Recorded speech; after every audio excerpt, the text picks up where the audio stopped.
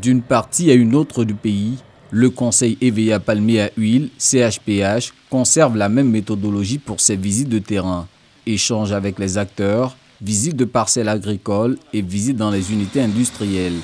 À Guiglo comme à Mont, en passant par Gagnoa, Soubré, San Pedro et Tabou, les responsables de l'organe de régulation ont échangé avec les acteurs et les membres d'organisations professionnelles des secteurs EVA et Palmier à Huile.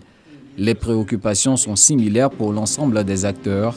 Elles se résument à l'état défectueux des pistes entravant l'acheminement des récoltes, la question de la fluctuation des prix des produits et la pénurie de main-d'œuvre dans les exploitations agricoles. Chaque fin de mois, notre cœur bat, on ne sait pas où on va partir vendre le produit. On sait que très bientôt, ça sera des prix uniques qui seront fixés et on pourra vendre nos produits en toute sécurité. Nous, planteurs, nous devons nous mettre ensemble pour que nous soyons forts. Si les gens parlent de 10 tonnes, c'est parce qu'une seule personne ne peut pas avoir une tonne. Donc nous, ce qu'ils disent là, il faut que ça nous amène à la conscience pour se souder et puis leur prouver aussi que nous, on peut s'organiser. L'autre temps fort de cette tournée du CHPH dans les parties ouest, centre-ouest et sud-ouest du pays reste la visite dans les unités de transformation.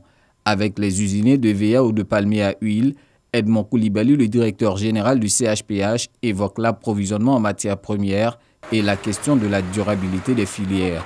Des pistes de solutions sont même évoquées en attendant l'adoption des textes réglementaires. C'est une instruction de M. le ministre d'État, le ministre de l'Agriculture et du Développement rural, M. le ministre Adjomani, d'être au contact des acteurs. Le marché est regardant sur la qualité du produit fini que nous exportons. Mais la qualité, c'est depuis la base.